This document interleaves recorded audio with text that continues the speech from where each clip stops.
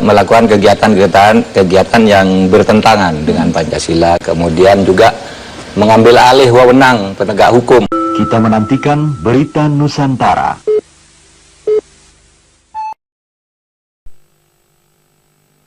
Pemirsa, pakar hukum tata negara Profesor Mahfud MD telah bergabung bersama kami di studio. Kita akan awali perbincangan dari Prof. Mahfud terlebih dahulu. Prof, beberapa waktu lalu dalam pernyataan Menko Polhukam ini pemerintah berencana untuk membubarkan Ormas Hizbut Tahrir Indonesia dengan alasan ini tidak sesuai dengan Pancasila dan juga mengancam kedaulatan NKRI seperti itu. Nah, dari aspek hukum, menimbang mekanisme apa sebetulnya yang dimiliki oleh pemerintah untuk membubarkan sebuah ormas, dalam hal ini HTI?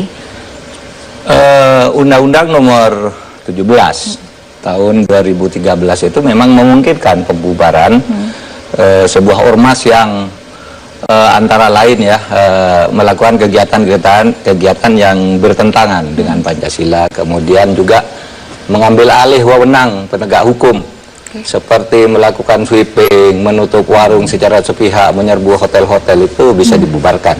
Dan itu ingat dibuat tahun 2013. Karena pada tahun 2011 dan 2011 itu kan banyak ormas melakukan itu, tidak ada produk instrumen hukum untuk menindak. Maka tahun 2013 kita membuat undang-undang itu. Tapi dari segi undang-undang ini dikatakan tidak tegas untuk mengatur pembubaran ormas seperti itu. Bukan, sangat tegas, sangat tegas, karena ini kan administratif, bukan pidana. Oleh sebab itu administratif itu memang dimulai dari peringatan. Sesudah peringatan sekian kali diteruskan dengan pembekuan. Nah, pembekuan itu dilanjutkan dengan pencabutan status badan hukum, artinya pembubaran. Nah, itu yang ya sekarang saya kira sudah sampai pada tahap pembekuan ya, penghentian kegiatan, sehingga berikutnya nanti memang harus dibawa ke pengadilan untuk dicabut. Dan saya kira untuk Hizbut Tahrir, bukti-bukti awalnya menurut saya tidak tahu tahapannya di tingkat pemerintah ya, bukti awalnya kan memang sudah cukup ya. Nah, Prof. Mahfud, ini mengenai bukti-bukti, menurut Anda apa saja data, bukti maupun fakta yang harus dimiliki oleh pemerintah agar kemudian langkah pembubaran ini tidak menjadi blunder untuk pemerintah sendiri dan justru ini menguatkan landasan pembubaran itu? Ukuran-ukurannya kalau di undang-undang sudah jelas. Kalau untuk Hizbut Tahrir, saya melihat ada dua hal misalnya yang sangat menonjol. Pertama, pada tanggal 12 Agustus tahun 2007, dia menyelenggarakan konferensi internasional Hizbut Tahrir di Jakarta. Hadir dari Jepang, dari mana gitu, Belanda saya kira ada juga yang ikut hadir ke Jakarta. Yang keputusannya itu satu, menolak demokrasi. Demokrasi itu haram hukumnya. Yang kedua, akan membentuk khilafah transnasional. Dia katakan seluruh Asia Tenggara ini harus menjadi khilafah Islam sampai ke Australia, sehingga dia menggambarkan mari kita perjuangkan khilafah itu dari Thailand sampai ke Australia sebagai satu kekhilafahan Islam. Itu kan jelas mau membubarkan negara kita sendiri ya, dan membubarkan beberapa negara. Itu sudah jelas. Nah, bisa dibantah, jejak digitalnya ada, dan saya pernah menulis itu di koran gitu, sehingga gampang sekali di tanggal berapa dan siapa yang mengucapkan itu ada. Yang kedua, dalam satu tabligh akbar di Senayan yang dihadiri mungkin lebih dari 100.000, jelas ada 4 agenda untuk membubarkan negara Pancasila ini. Nah, itu menurut saya sudah cukup. Bukti permulaan sudah cukup dimiliki oleh pemerintah. Iya. Dan itu gampang. Sekarang sudah beredar lagi di YouTube kan, pidato-pidato yang seperti itu. Ke Prof. Yudian, mengenai khilafah. Ini kan politik HTI memang identik dengan wacana ideologi khilafah. Apa sebetulnya ideologi khilafah yang diusung oleh HTI ini? Jadi mungkin begini dulu, Mbak. Ada kesalahpahaman ya umat Islam ini. Quran itu tidak pernah menyebut kata khilafah. Yang ada itu kata khalifah. Nanti ada jamaahnya khulafa dan ada khalaif. Itu kata khalifah terutama di surat Al-Baqarah gitu ya, 30 sampai 37. Itu intinya Quran itu akan membangun sumber daya manusia profesional yang memenuhi kualifikasi untuk orang yang menghadapi jabatan tertentu. Jadi kalau diurut dari kata khalifah itu artinya orang yang mampu mengelola khilaf dan ikhtilaf ya, berbeda. Kalau dia tidak mampu, dia tempatnya di belakang atau khalaf. Ya. Nah, syaratnya itu sama sekali tidak ada agama. Apalagi Islam, tidak ada. Karena ini sejarah kemanusiaan yang sedang dibangun oleh Quran untuk membangun peradaban dari Adam, Nabi Adam ya. Nah, syaratnya itu kalau dihitung itu ada 5 kalau kita ikut sistem tata negara. Jadi ada pengusul, ada isi usulan, kemudian ada majelis. Nah, yang 4-5 ini yang paling penting dalam konteks jawaban saya. Itu syaratnya adalah nama-nama. Nama-nama itu ilmu. Nanti yang kedua, sumaratu malam malaika itu menang tanding. Jadi begini maksudnya. Baik. Ya, yang ingin dibangun Quran. Tapi nanti ini salah paham. Misalnya begini, kemarin saya kasih contoh, ini ada Pak Mahfud ya. Misalnya orang ingin jadi hakim, dia harus punya nama. Itu SH, MH, doktor hukum. Ya. Nah sekarang, misalnya saya dengan Pak Mahfud, itu bedanya cuma satu. Beliau ini SH, saya Dr. Andes. Ya. Okay. Nah, belum. Jadi di sini saya tidak bisa melamar jadi hakim karena saya tidak punya nama. Ya. Ini sebenarnya saya kan tidak profesional. Okay. Nah, kalau ada kemudian baru lebih dari satu itu ada namanya menang tanding. Menang tanding itu bisa promosi dari atasan ke bawahan, bisa fit and proper test, bisa one man one vote ya. Nanti itu terus bisa yang terburuk seperti yang diramalkan malaikat peperangan. Oke, kembali dikaitkan kepada HTI sendiri dengan mengusung ideologi khilafah. Anda sendiri menilai apakah kemudian ini cocok diterapkan di Indonesia? Tapi kan apakah Indonesia sendiri sudah punya dasar negara Pancasila? Ya, seperti terlepas dari soal Pancasila dulu ya. Saya bandingkan dulu khilafah itu. Di sini kekeliruan mereka ini ya. Jadi tadi pertama tidak ada syaratnya ya. Yang kedua begini, Taqiyuddin An-Nabhani, pendiri HT ya dari Palestina itu pernah mengatakan penyebab malapetaka dunia Islam hari ini adalah karena khilafah dibubarkan. Itu benar bagi Palestina. Mengapa? Karena Palestina sudah masuk ke dalam sistem khilafah sejak tahun 637 sampai nanti lepas 1917 ya. Dan terus 1924 khilafah dibubarkan, 1948 Palestina Israel merdeka ya. Nah, jadi Palestina ini dulunya pernah menikmati kehidupan politik yang sangat baik karena khilafah itu berjaya. Okay. Nah, tapi bagi kita, nah mereka sakit sejak 48 karena secara khilafah dibubarkan. Negara yang paling sedih di dunia ini sisa khilafah adalah Palestina. Kenapa? Karena belum boleh merdeka sampai hari ini dan separuh atau sebagian wilayahnya diambil Israel. Okay. Nah, terbalik dengan kita. Ketika khilafah sedang menjadi the only world superpower, ya pada tahun 1453 Turki merebut Konstantinopel, dan 1517 ya Turki menggabungkan Daulah Abbasiyah. Ini sering diklaim sebagai daulah terbesar dalam sejarah Islam. Ada yang dikaitkan dengan kondisi di Indonesia seperti apa? Yang saya mau tarik ke belakang. 1517 itu menggabungkan. Artinya Turki khalifah itu katakan sebagai the only world superpower kayak Amerika hari ini. Tapi di tengah-tengah itu,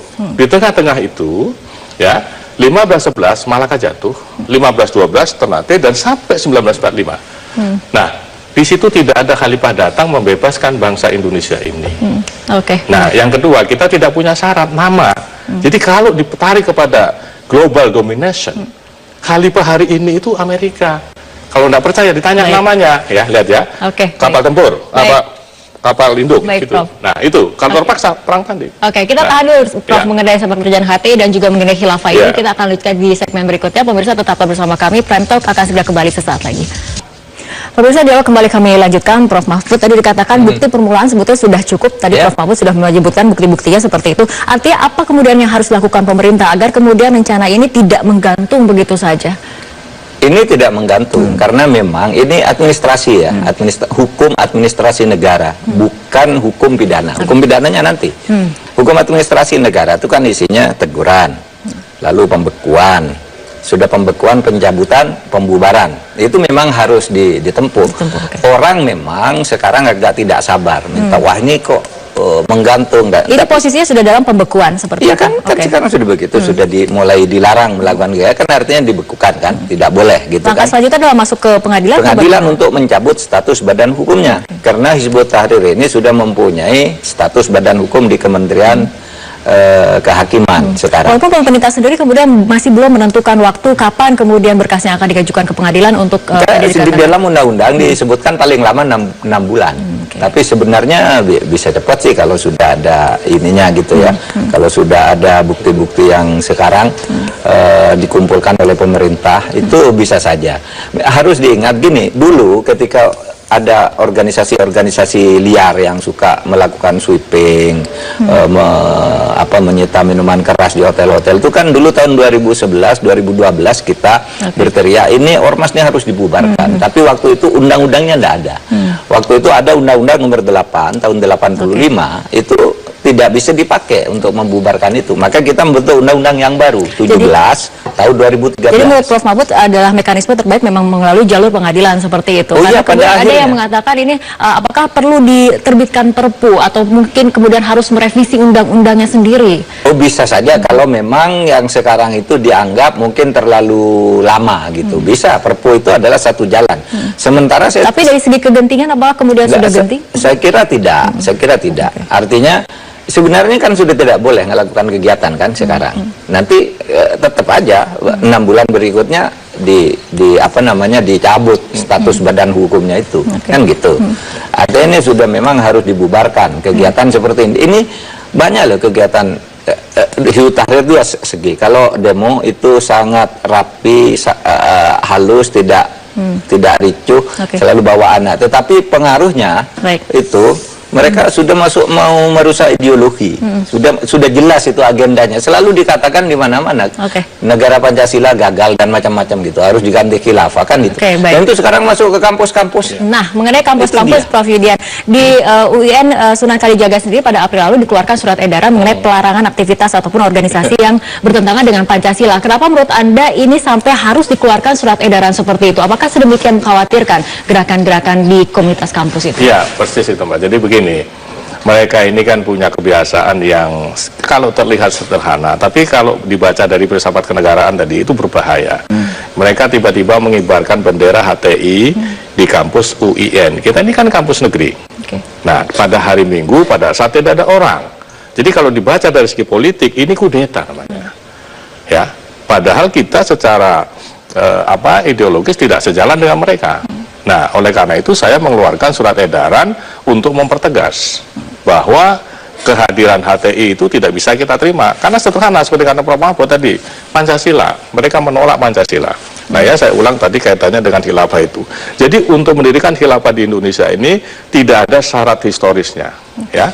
Yang kedua, tidak ada syarat teologisnya. Ya, karena syarat teologisnya itu harus punya nama-nama itu. Ya. Nah, oleh karena itu, karena HTI ini sudah merongrong, ya, maka itu masih dibubarkan. Dan kalau saya harus membantu pakai filsafat Islam yang disampaikan Pak Mahfud, itu bisa begini bunyinya. Jadi pemerintah ada prinsip namanya saddu dari'ah. Saddu dari'ah itu kalau terjemahan bebasnya kira-kira preventif dan affirmative action sekaligus. Maksudnya apa? Itu yang coba dilakukan pemerintah saat ini. Nah itu saya benarkan dari filsafat hukum Islam. Biar mereka orang HTI soalnya biar tahu alasan hukum Islamnya ini ya. Karena kalau Pak Mahfud mungkin tidak diterima. Ini alasannya Pancasila. Kalau saya kan Islam. Biar mereka ngerti ya bahwa satu dari itu maksudnya begini, seorang pemegang otoritas, katakanlah pemerintah Republik Indonesia itu diberi kewenangan oleh agama Islam ya untuk mengharamkan barang mubah ya, bahkan barang wajib yang jika tidak diharamkan bisa menimbulkan kerugian. Maksudnya apa?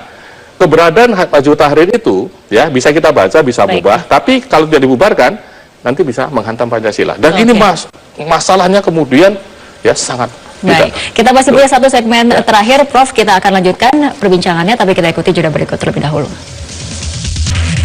Ya, pemirsa, kalau kembali kami lanjutkan, Prof Mahfud tadi mengenai step-step di pengadilan untuk kemudian mencabut status badan hukum dari organisasi ini, kemudian memang harus melalui jalur pengadilan. Menunggu jalur pengadilan. Itu punya undang-undang begitu. Jadi memang begitu. Pertama, dulu asumsinya kan ini orang nakal, suka merampas minuman di tengah jalan, menyerbu rumah-rumah pelacuran dan macam-macam, merampas hak wewenang aparat. Lalu dibuat step-stepnya gitu. Kalau diperingatkan masih gini, terus sampai dibubarkan. Ini Hizbut Tahrir ini kisahnya bukan kayak gitu. Ini sudah masuk ke akarnya, ideologi yang mau diganti. Oleh sebab itu saya kira itu tinggal ngelanjutin aja. Sekarang sudah dibekukan, jangan lakukan lagi. Kalau ada yang melakukan itu tuh bisa ditangkap. Artinya pemerintah kan?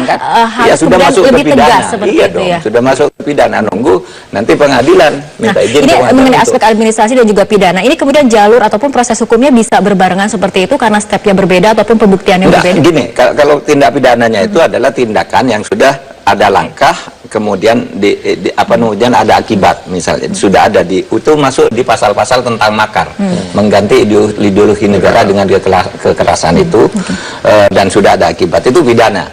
Kalau ditemukan sekarang bisa sekarang dilakukan gitu. Tetapi kalau pidana itu kan bukan organisasi, orang. Kalau ini administrasinya kan orang, hukum administrasinya.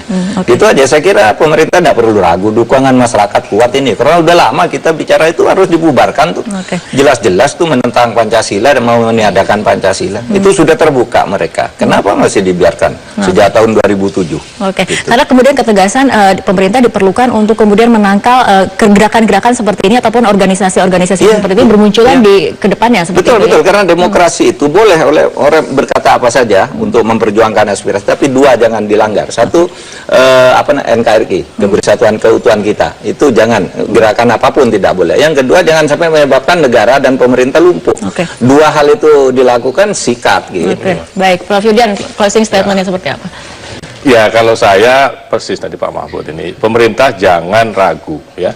Kenapa? Karena ini kalau dilihat dari syariah, katakanlah sistem yang mau dipakai sendiri oleh HTI, itu pemerintah punya alasan yang sangat kuat demi keselamatan keutuhan negara. Jadi ada misalnya salah satu kaidah fikih, darul mafasid muqaddamun ala jalbil masoleh. Itu artinya menolak keburukan, ya, yaitu membubarkan HTI itu lebih didahulukan oleh pemerintah Indonesia daripada mengambil keuntungan, yaitu membayangkan, mengharapkan HTI sebagai salah satu organisasi dakwah. Ya, kenapa? Karena tadi salah satu ujung dakwahnya bukan dakwah dalam arti agama, tapi sia-sia atau politik yang ujungnya mengganti Pancasila dengan khilafah. Itu berarti persis pembubaran negara. Ini kerugian yang tidak terkira dari segi apapun juga.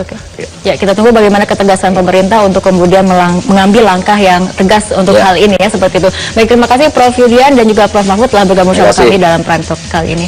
Pemirsa, terima kasih atas kebersamaan Anda. Saya Fitri Megantara, mewakili kerabat kerja bertugas, mengucapkan terima kasih atas perhatian Anda. Selamat malam, sampai jumpa.